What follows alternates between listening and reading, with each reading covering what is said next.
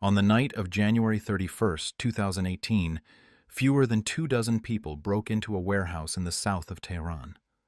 They had 6 hours and 29 minutes.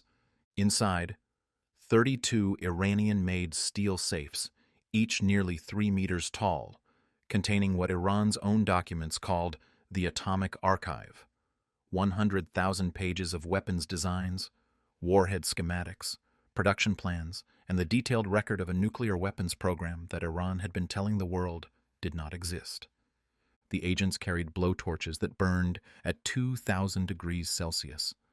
They disabled the alarm system, cut through 2 iron doors, burned through the safes, loaded half a ton of documents and disks onto vehicles, divided them across multiple routes, and left the city. At 1:05 in the morning, the last agent walked out of the warehouse. At 7, the morning shift arrived and found 32 open safes. 12,000 Iranian security personnel launched an immediate manhunt across Tehran. They found nothing. The documents were already in Israel. The Iranian president later confirmed what happened publicly on one of his final days in office. He called the stolen documents secrets that the Zionists came and took from inside. He was correct. Your name does not appear in any document. Your photograph is not in any file. You do not have a title that can be printed in a newspaper. You are a Mossad agent. You have been hunting Iran's nuclear program for 15 years, and this, the warehouse, the blowtorches, the 6 hours and 29 minutes, was not the beginning of your story. It was not even close to the end. This is your life. Tel Aviv, 2005. The File. You are 28 years old when you are first assigned to the Iran desk. The Mossad has been watching Iran's nuclear program since before you joined the service.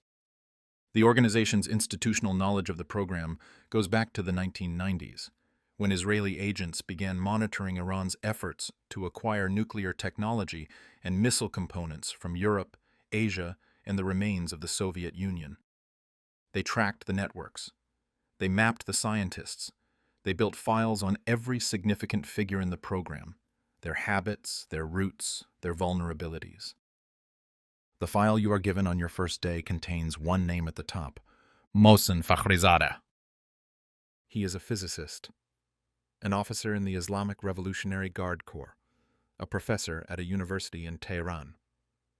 On paper, he is an academic. In the files on your desk, he is something else. The architect of Project AMAD, Iran's covert nuclear weapons program.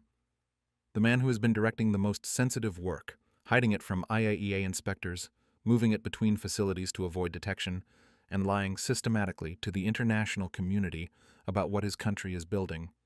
Israel has been watching him since 2007.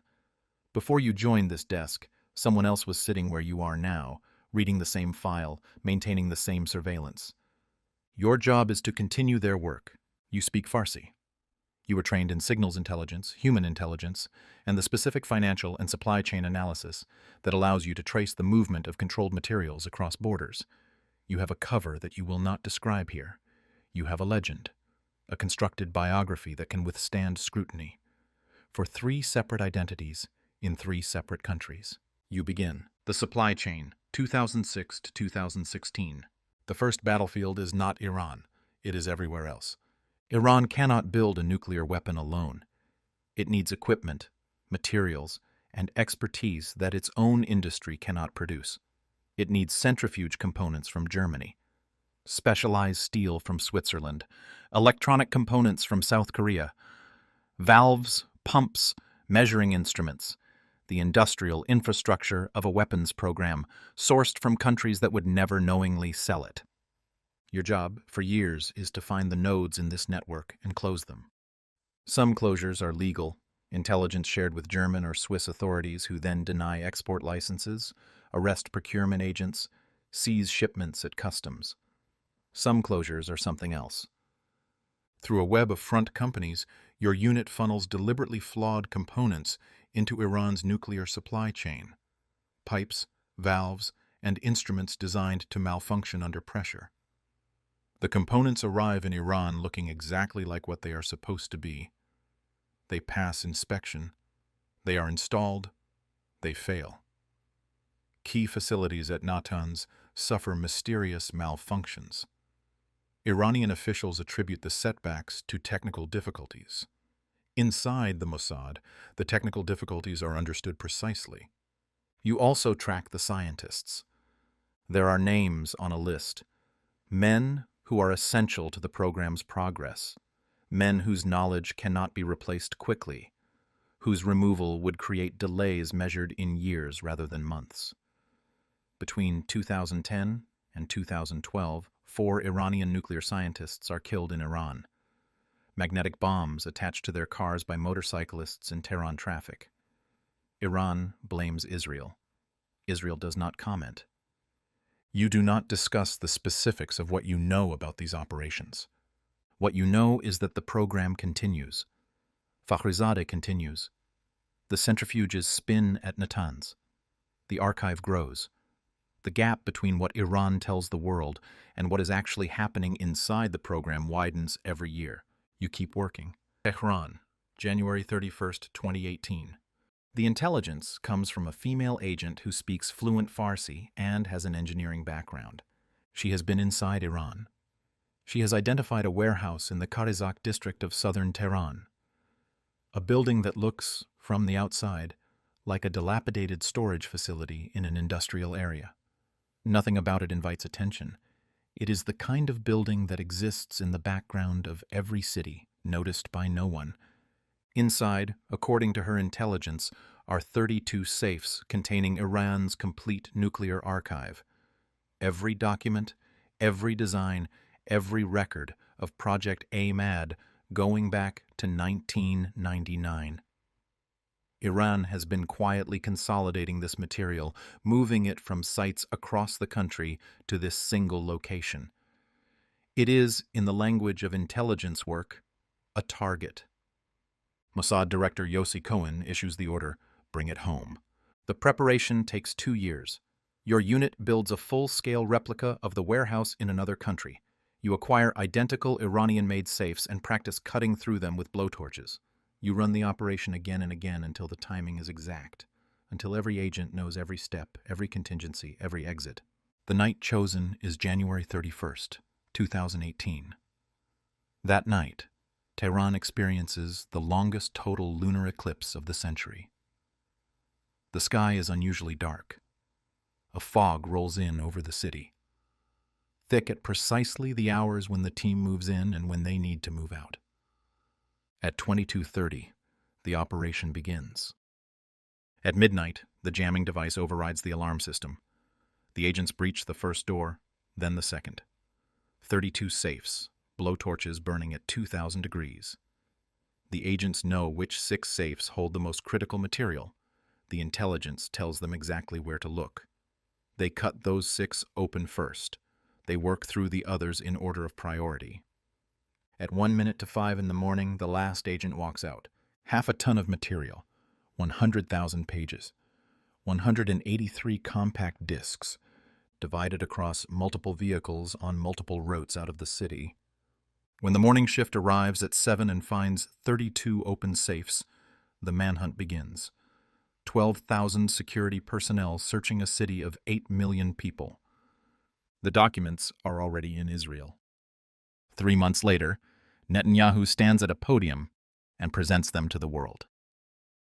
Within days, Donald Trump withdraws the United States from the Iran nuclear deal. The operation is complete. Its effects will shape the politics of the Middle East for the next decade. You are not at the podium, you are not in the photographs, you do not receive a public award, you receive a classified commendation and go back to work. There is still the matter of Fakhrizadeh. ABSARD, November 27, 2020. The Mossad has been watching Mohsen Fakhrizadeh for 13 years. There was a plan in 2009. The team was in position. The operation was called off. Fear of an ambush. A miscalculation in the approach route. A decision made at the last moment to stand down. Fakhrizadeh drove away. He lived for 11 more years. In those 11 years, he grew careless. He had been the subject of assassination rumors for so long that the threat had become abstract to him.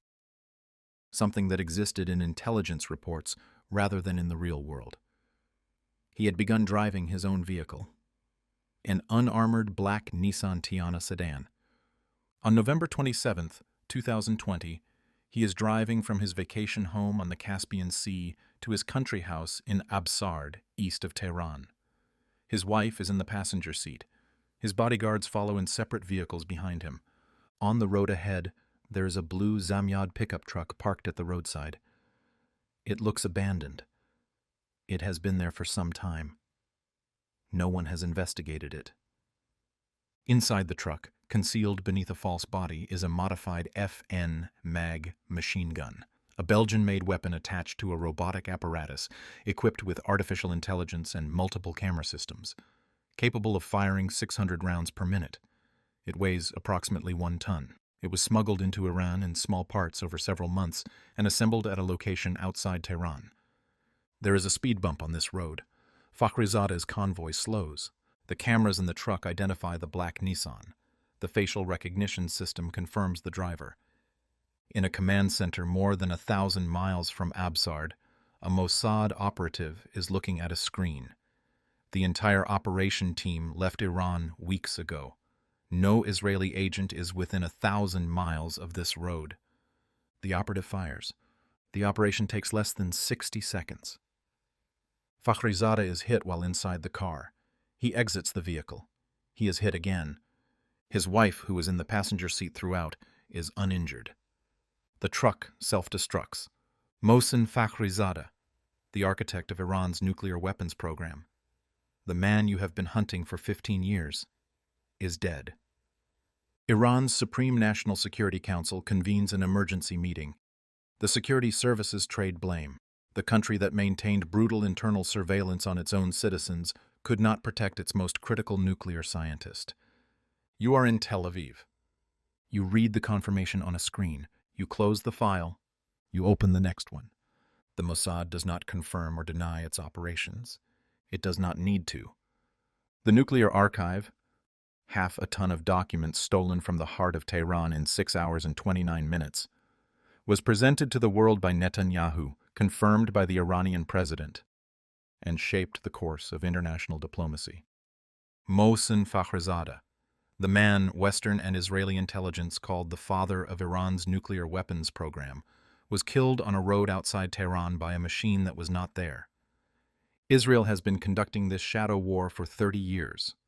Supply chain sabotage, flawed components, cyber attacks, assassinations, intelligence operations so deeply embedded in Iranian infrastructure that, as one Atlantic Council analyst put it, Iran has become a playground for the Mossad. The program continues. The centrifuges continue to spin. The scientists who replaced Fakhrizadeh continue their work. And somewhere tonight, in a command center outside Iran, someone is watching a screen. The file is open. The work is not finished. It never is. Subscribe to our channel.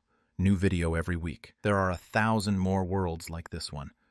You haven't been inside any of them yet.